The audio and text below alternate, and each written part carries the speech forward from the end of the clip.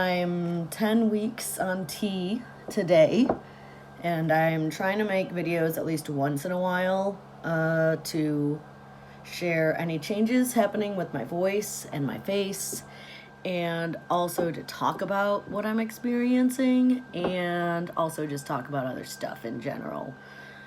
And this morning I watched this video on Twitter of the first Assembly of God church to become fully affirming of LGBTQ people, which is just, it's so much. It's so much. I have so many emotions surrounding this.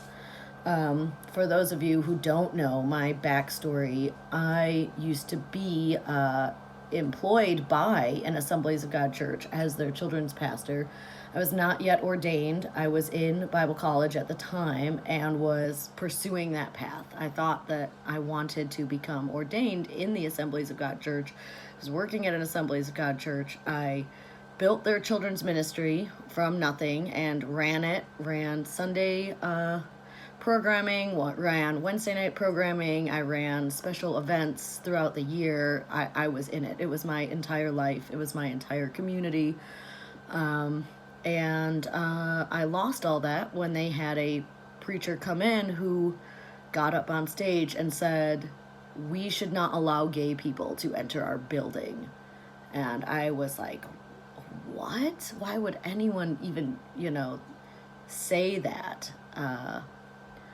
And it just shocked me to my core that that was a message that our church was okay with a guest preacher getting up on stage and saying. And me and my partner and a good friend of ours at the time, we just walked out of the room. We had to walk outside. We didn't know what to do.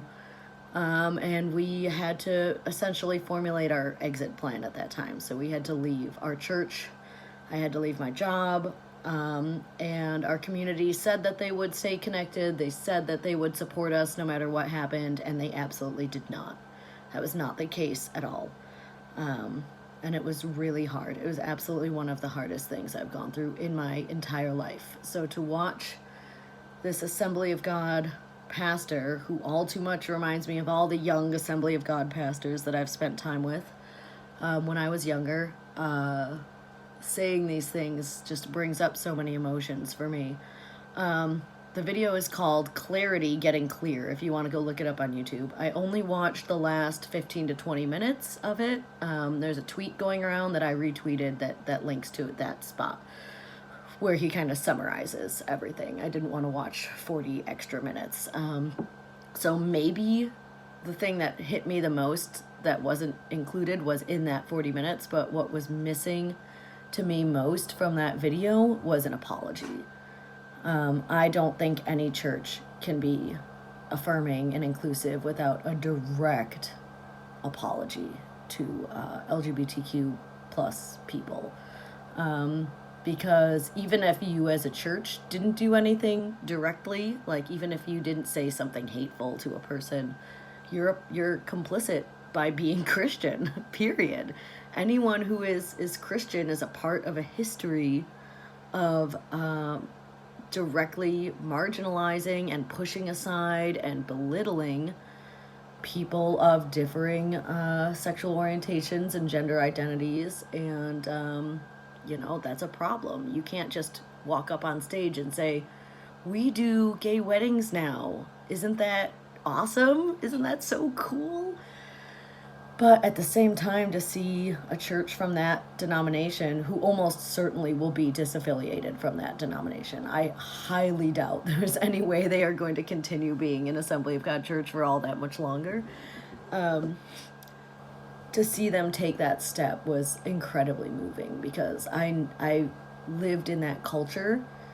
And even though our church didn't usually outright say anything against it, there were no openly gay people in our church. There were no openly trans people. Me and my partner, we did not understand that we were queer yet at this time. I think mostly because we didn't understand what queerness was and that it was even an option. So obviously, if that's not something that's allowed in your community, you're not going to participate in it. You're not going to consider that that's even a possibility. I never grew up really considering that I could be gay or trans because I didn't fully understand those things. And I thought I was a woman, and I was never attracted to girls or women as a child. Honestly, I wasn't really attracted to anyone, so I wasn't really understanding what asexuality was and that I was on that spectrum. But nonetheless, like, just seeing this movement forward for this church was incredible. I'm trying to get my shot stuff out because that's the point of this. So I'm going to switch gears a little bit, I think, because I could just go on and on about my emotions surrounding this, and I don't want to ramble for too long.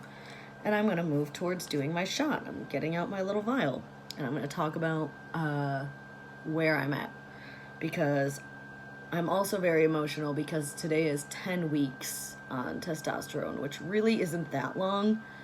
But if you would have asked me last November about being 10 weeks on testosterone, I would have thought I never will get to that point. I'll never get to 10 weeks because I just didn't see my future at that point. I couldn't understand what my future was or if my future existed. And now here I am living it. Today is 10 weeks, so this is my 11th shot. And my voice has deepened a little bit, not drastically. I am on a low dose. I'm basically on the lowest therapeutic dose that you can be on. The lowest dose where you will see any kind of changes, and I am seeing subtle changes. I don't know if you can see. I have my little mustache.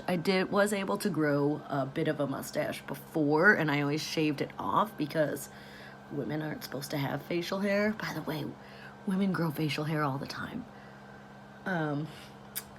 Oh, hi. Josie wants to come up. Come on, Josie. Here's Josie. But my facial hair is growing a lot more than it did before. I had to shave my chin the other day because I had this weird patch of peach fuzz right here, but no more on the rest of my chin. So, I have shaved my whole face about twice just to get all the peach fuzz off because it looks really weird.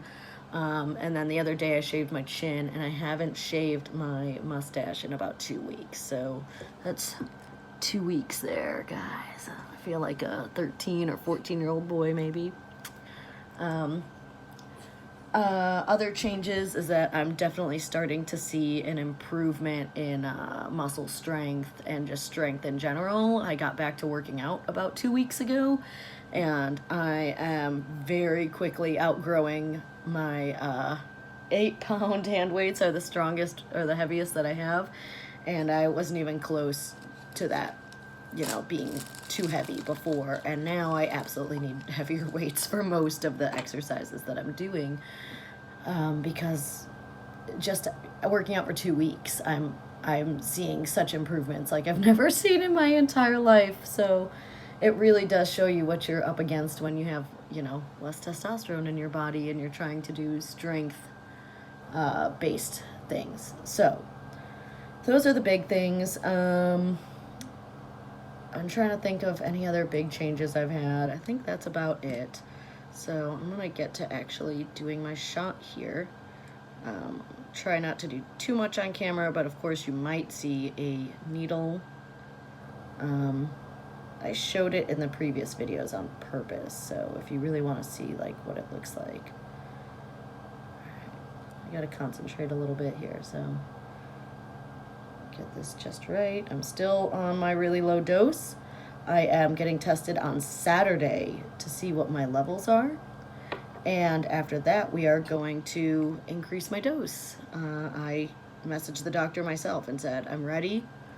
I would really like to increase my dose a little bit. I feel like the first couple weeks of being on T, even on this low dose, there was a real adjustment period. I felt different.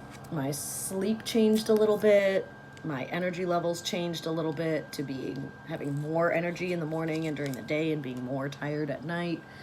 And my irritability increased pretty significantly for the first couple weeks. But once I got used to it, I don't feel like I'm that much different than before. I am still having a monthly cycle. So there's still the ups and downs that comes with that. With having PMS is awful, and I have really bad PMS, so I'm still experiencing that, and I'm kind of hoping that going to a slightly higher dose is going to be more likely that that will end. Because I don't have a hysterectomy planned at this point, but I really would like to do one. All right, I've got the smaller needle on. I got my spot all cleaned up with the alcohol prep. And ready, set, go. Ouchie.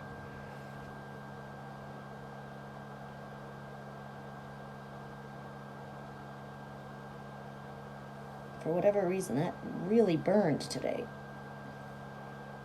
Normally it doesn't burn. Maybe I should have waited longer for the alcohol to dry up or something. I don't know. I don't know why that burned. Anyway, we're going on 10 minutes here, and I don't know if y'all want to listen to me ramble. Going on 11 minutes here. I don't know if you want to listen to me ramble that long. Put my stuff in my sharps container. But anyway, that's my thoughts on that video. 10 weeks on T. If you have any questions, put them in the comments or hit me up on Twitter. I have a website. It's aj-waters.com, and I'm trying to blog more regularly, but it's really hard to do that when you're also running your own business. So, thanks everybody.